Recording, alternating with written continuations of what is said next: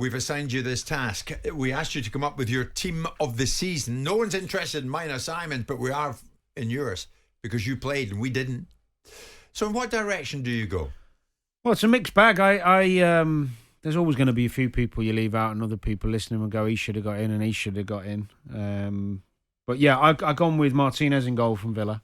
I think he's been a huge reason for their success. He's been outstanding. Yeah.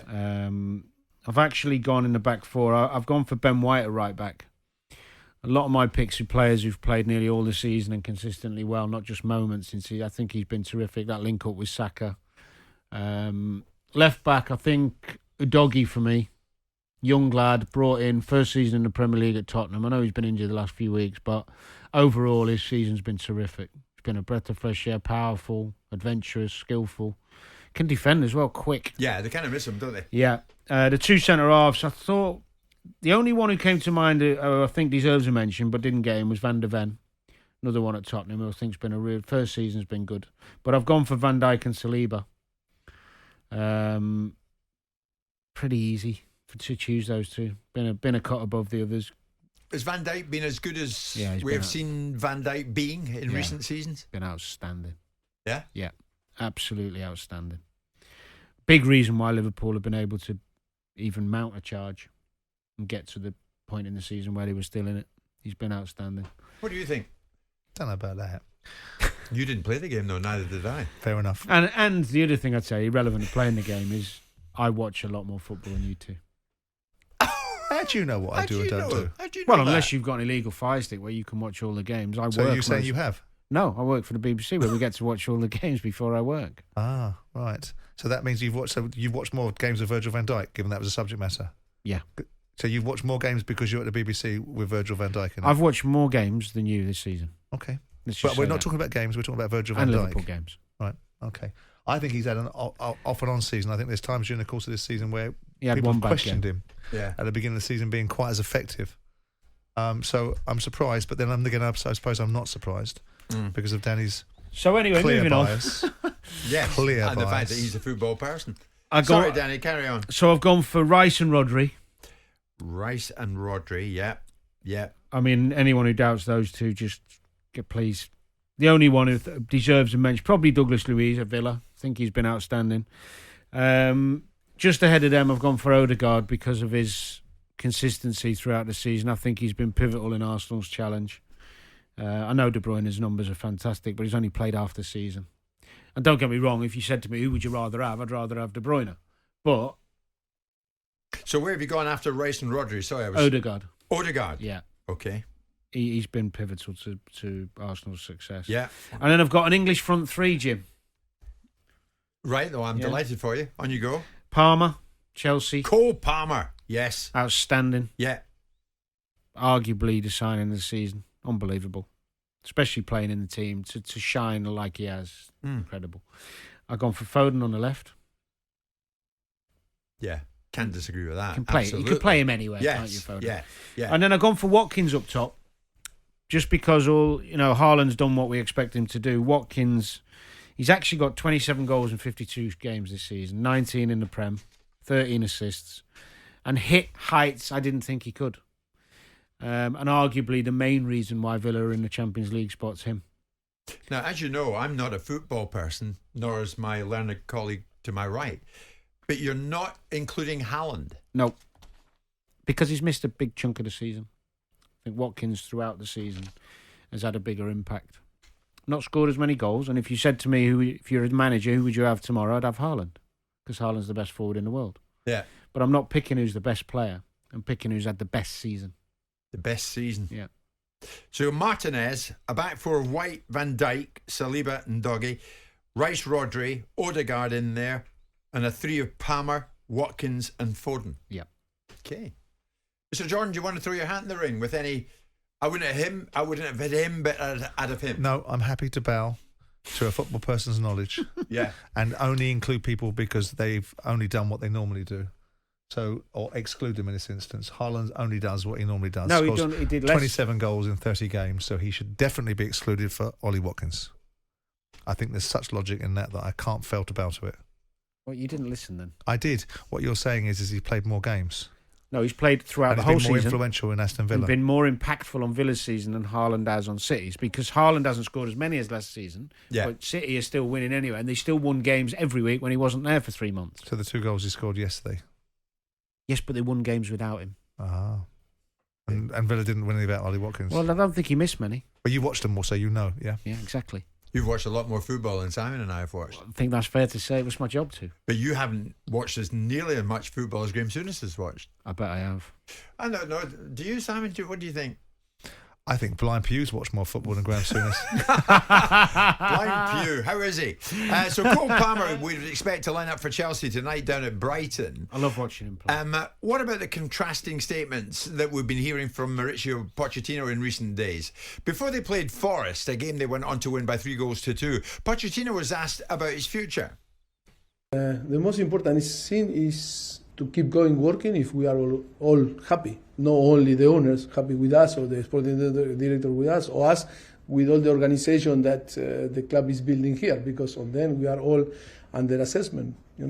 If we are happy, perfect. But it's not only if the owners are happy or the sporting director are happy. We are happy.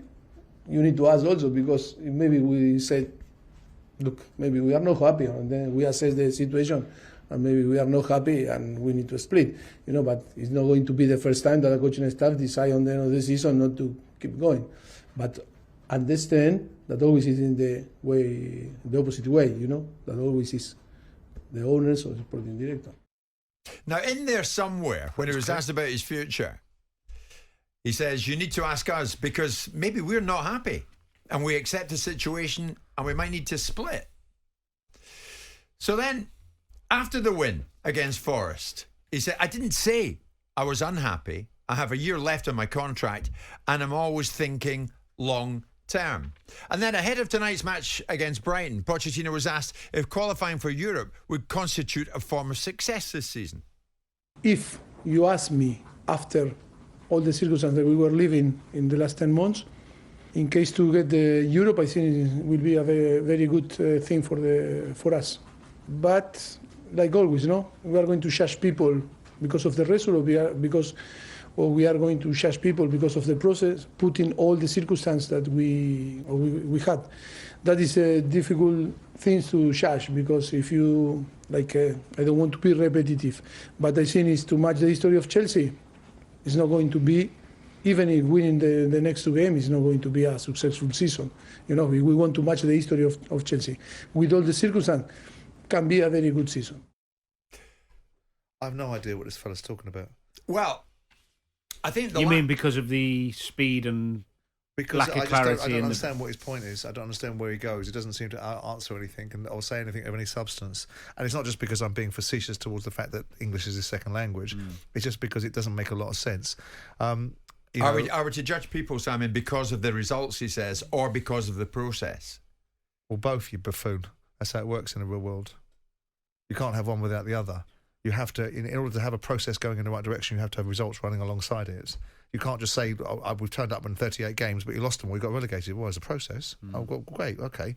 The reality of it is that Pochettino, I don't know the context of what he's talking about. Sometimes I think football people complicate it, run their mouths without understanding sometimes the ramifications of what they say, and then they realise afterwards, and they shouldn't because they've got enough experience. And I think there's an irritation level certain times when they're dealing with journalists about what they think they could and should have to answer, and why they could and shouldn't have to answer it. And sometimes that irritation spills over. We've seen it spill over with people saying things to journalists at times and getting offended by them. So I think there's a balance between the sense of entitlement that a manager has, the element of the fact that they believe they're unquestionable. They shouldn't be questioned by their players. They don't like being questioned by their owners, and they're damn sure not going to be questioned by the media. And I think all of that comes into play. And I think it's also about correcting the score and saying, hang on a second, it's not so sure I want to stay here, in his first interview, which I think is a bloody stupid thing to say. Because I just think it's a stupid thing to say. There's nothing in that. It's almost as if you're equaling up the landscape. What am I, chopped liver? I've got a choice in this as well. Exactly. I'm not sure what point you're making there. Well, it's no favours. It's back to what you were saying before, isn't it? It's just reading the room. I mean, less is more sometimes when you're a manager. Just less is more. You don't have to go into great detail. The fact is, for the last 3 or 4 months, Chelsea's progression's been good. And if it wasn't for some poor finishing in the FA Cup semi-final against City and the League Cup final against Liverpool, this conversation we wouldn't be having. Yeah. Because Chelsea would be sitting in an FA Cup final. They were the better team. They had the much better chances in that game. Yeah. And Jackson missed absolute sitters to put them into a final. The League Cup final, they missed a couple of sitters.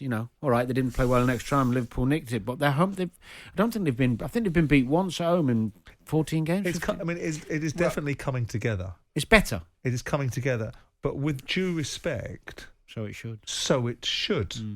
And we mustn't praise people for doing what they should be doing. We should be saying, when you've done something exceptional, every right to praise Unai Emery. But when you look at Pochettino and the group of players that, despite the protestations of those that don't know any different and saying that we don't know any different, I don't believe that every single player was bought for Pochettino. Yeah. I believe a large portion of the players were bought in conjunction with Pochettino. They weren't.